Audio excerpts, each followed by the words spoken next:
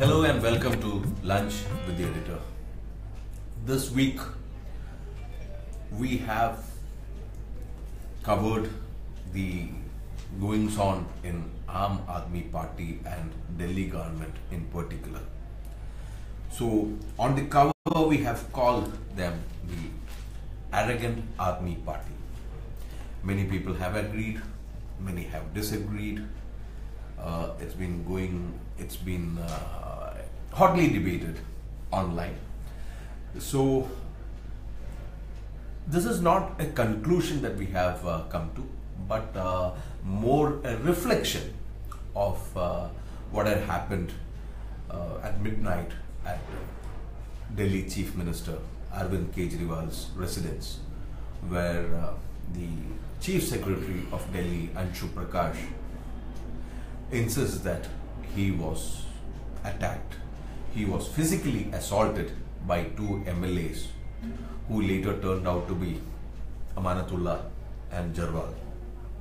So it is in this context that we asked political observers, sociologists like Ashish Nandi and others, this very historians like Rajiv Lochan, the very basic question that this party or the movement that they led against corruption, it was primarily framed in a Gandhian context. So are they still what they claimed to be when they set out at Jantar Mantar and then later Ramlila Maidan against corruption? They started out as an NGO called India Against Corruption. Then it became bigger, it became some sort of a political movement which had a huge impact in Delhi and also in Punjab and all over the country. So do they remain true to what they were? So this was the question. They were an angry alternative to our morbid, completely corrupt system. So do they remain an angry alternative, or from an angry alternative have they become an arrogant alternative? Have they got mainstreamed? So this was the question that we posed to various people, and in fact surprisingly many people do feel that they have deviated, while many still feel that they are good at heart and they can make a course correction. Pranay. I also believe in that. I mean, yes, there is, no doubt that it has disappointed large number of the supporters, people who came out, who had given up on politicians, on politics, looking at it as a very dirty word. But AAP had that ability, to bring them back, to renew that interest once again, to generate that. And so therefore I think, the disappointment has been that big. But at the same time, yes, the anger was there, but the anger should have been a controlled anger, it's not physically beating up people. Meaning the anger again. It is still in the realm of speculation and allegation, so we are not making any sort of judgment whether it has actually happened or not. But a chief secretary of a state government coming out and making this allegation itself is very serious. I'm talking about the perception. They have their own version, but I'm saying that our party leaders, particularly this happening right in front of the chief minister's thing, that's not a very positive kind of a picture, which it evokes. So this is something the top leaders of the party, the advisors, they should all get together and urgently look at it. Is this the image that we want? Where are we losing it? And there it has been quite a gradual, at times, also the pace going up after Punjab election is where we see, where they are losing more and more ground. And the support that they have. From 4 parliamentary seats to becoming the primary opposition party, now they have just one seat in the municipal elections, in the local body elections in 4 municipalities. I think, 3 or 4 municipalities, Aam Aadmi Party could win just 1 seat. One is the number of seats, electorally what we see. The other, I'm talking about the perception in the minds of people. They should take a very dispassionate, objective look, ask and reach out and find out, how or why are they being looked at in this manner, and how they can correct it. I mean, there is no doubt, even insiders, I mean, we have this by Gandhi, who has raised point by point, with some serious questions how it went on, what they had started with and where they have reached. So I think, they will have to look at these. It can't be brushed under the carpet, If they want to revive what they had started with, then there needs to be this kind of a serious intervention. Whereas, interestingly, Ashish Nandi points out that in a very positive sense, he's pointing out that Arvind Kejriwal has only become better as a politician, probably more shrewd, probably that is required, is what his contention is. So that is also a very interesting point to note. But at the same time, I don't think that such an attitude of confrontation with one's own bureaucracy, one's own chief secretary, because there ought to be an element of a large element of give and take, and also a respectful give and take between the political executive and the bureaucracy. Sure, the politicians are the masters of bureaucracy, no doubt about it. And in Delhi, there is a problem there, because the bureaucrats really don't know who they are reporting to, whether they are reporting to the local, that is the Delhi executive, or the Home Ministry, because Delhi, for all practical purposes, is still not a full state. It doesn't have all the powers, all the facilities, all the authority of a proper regular state. But that is the situation. That is when you know that is the situation you are in. I think he should have worked around the problem. More so reason, what you're mentioning. I think there is more reason for him. These are the tools that you have before you. You have to use them to the best of your advantage. Not throw them away, not break them, not to go into a confrontation, because you need the support of the bureaucracy for what you are giving guidance as far as your policy is concerned. To get them implemented, how do you do without the bureaucracy if you have such a hostile bureaucracy? But very, very interesting points that I'm coming back to Ashish Nandi, because obviously he is one of the most original minds that we have in this country.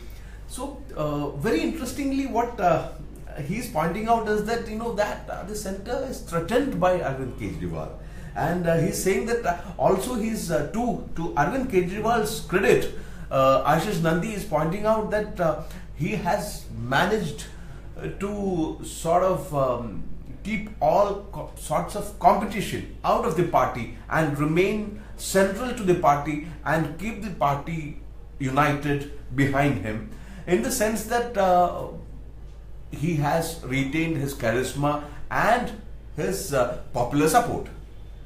Therefore, perhaps it will be easier for them, if they can do that course correction and find out what the faults are, to come back, perhaps.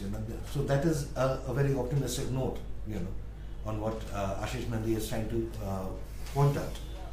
But they will really have to see that the larger basis, one definitely is keeping the party intact, but a larger number of people who are beyond that, who had been behind AAP, they are moving away. Will that be a great thing for AAP? I doubt it. If you're trying to offer yourself as an alternative to the kind of politics that we see, I'm not only talking about the moral one. He may be the shrewdest, the most, but he has to be a pragmatic politician here. You can't just be shrewd, and if you are shrewd enough, get into fights and confrontation. So you will have to be pragmatic. How do this is my situation, this is what I have in front of me, how the best way I can use them. We also have a column by AAP spokesperson Ashutosh, who wants specialists to come in. The specialists, a lot of people have been talking about this. I mean, not only in this government, various kind of specialists, technocrats, this, that. But ultimately, the political core, I mean, the direction has to be political from the political leaders. And therefore, whether you bring in specialists, what is the advice that they give, how do you use them, and through what is the channel through which you are going to use them or get them implemented. You have to have the bureaucracy. You know, you don't really have an alternative network of, you know, whatever policy is there, you have to have the bureaucrats on your side to ensure that they are moving forward. You know.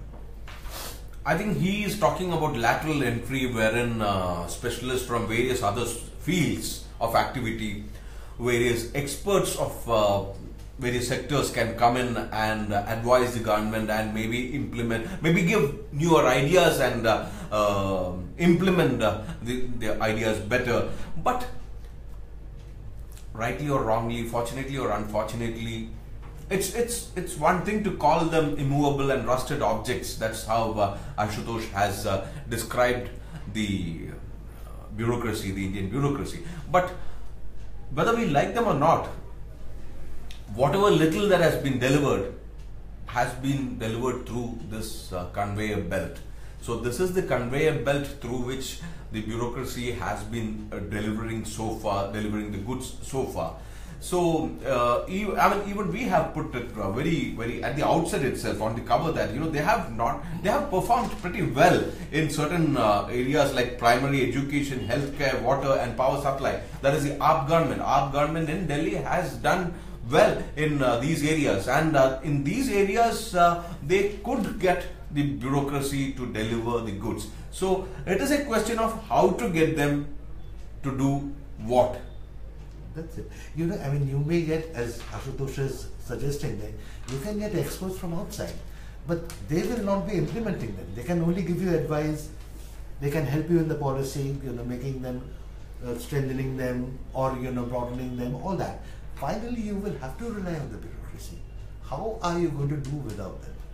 So it's best to have a cordial, good, cooperative relationship rather than a confrontation one. Mayank Gandhi, a former national executive member of Aam Aadmi Party, is also a columnist. He has also written a column wherein he is saying that AAP grew over ambitious, and he is accusing its leader Kejriwal of becoming an autocrat. So he is attacking primarily at the choice of the Rajya Sabha nominees. 2 out of 3 nominees were from one particular community which is over-represented in the government, and more importantly, one of these representatives was a former congressman and a money bag. See, that's it again. I mean, that raises question about the moral code. If you had come into the field trying to tell people that we are going to give an alternative which will be morally very different from what you've seen, you can't start doing the same thing what others have been doing. I mean, you may be called a very shrewd politician, but at the end of it, you are losing that. And we also have a historian, Rajiv Lochan's column, wherein he is saying that, you know, the AAP shouldn't break the conveyor belt, that it is undermining the very mechanism that its government requires badly to deliver the goods. So this is largely the package that we have for you about Aam Aadmi Party. We know that we have looked closely at Delhi when a lot of action actually is in the northeastern part of the country, wherein a historic moment in Tripura, a very big defeat for the left and a very big victory for BJP, not just winning conclusively the state of Tripura but also coming to power in Nagaland and Meghalaya. So undoubtedly this is a very big turnaround in the country's politics, particularly in an area which has been historically neglected. You know, I mean, yes, definitely. Symbolically, it's a big thing for the BJP. This is a region, I would say, where they were not, meaning behind the scenes, perhaps, you know, RSS and others, they were working with BJP as a political force was not seen as a very viable, important player there. Now, gradually, after Assam, what we see, if we look at the journey, more and more they're getting into the northeastern states, which it wasn't, and particularly Tripura, where you had a left stronghold for such a long time. It raises, while we are talking about the BJP, you know, what it means and how it might enthuse its worker in different paths. But for the left, I think, I mean, that is a very important question to be asked. Now, how did they miss this entire thing? Because a large number of people were talking about it, you know, their dissatisfaction. Till a few days before the elections, I was talking to a number of young boys who were talking about jobs or their disappointment with that lack of job.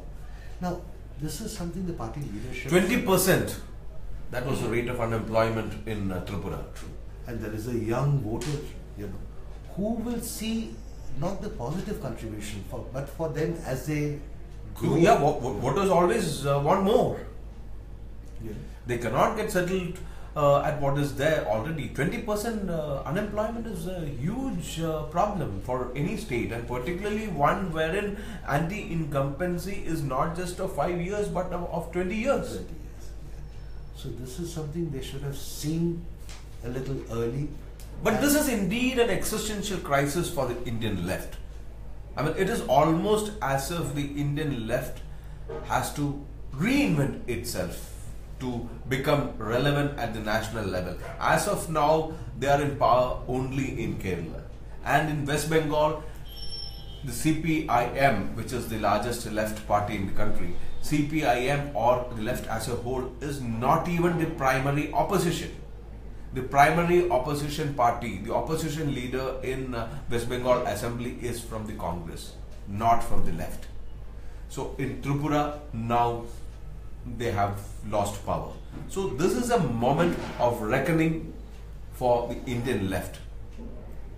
Absolutely. I mean, see, I mean, where they were even 10 years back, the role that they had both in parliament and the kind of relevance people thought that they can play on policies where they were playing a role, trying to guide, you know, these are the policies which needs to be, though they were backing the government from outside, but still it was such an important core partner in that. From there, if we look at this journey in the last 10 years, how it has reduced, where it has come to now, it really will have to reinvent itself to be relevant.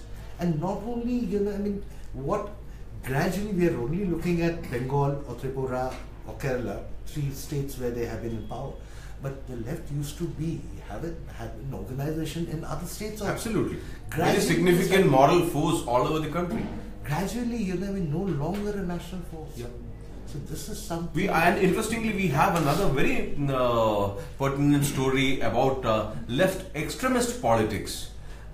Our colleague travelled through the old Maoist belt of West Bengal, the Jungle Mahal, after Kishanji's so-called revolution. So right now, trying to find out what is life in politics after Kishanji's failed revolution of Jungle Mahal. And the situation is very ironical because people who had supported left, people who had supported the Maoists at that particular time are now laughing at what they had done, saying that, you know, they did what they had to do because they were scared. They were scared of the police and they were scared of the Maoists. This is really sad. I mean, ideologically you think people will go along with these kind of forces because they're trying to talk about a better society, more which is equitable, you know, the fair share, everybody has a fair chance, all that. But instead of that, the moment you are not there any longer, the fear of the gun has gone. Yeah. Today people are coming out and talking about the atrocities that they have to face. So, I mean, this is really, again, a very sad state in a different way. We also have a feature on the children of cricketers. So for all those who love cricket, this is a must read, I would say, wherein we have featured Arjun Tendulkar, then Nayan Mongia's son Mohit, Narendra Hirwani's son Mihir. Interestingly, only sons, daughters are not there. So that is another A very interesting feature which I'm sure readers would love to look at. That's all for today. Thanks for joining.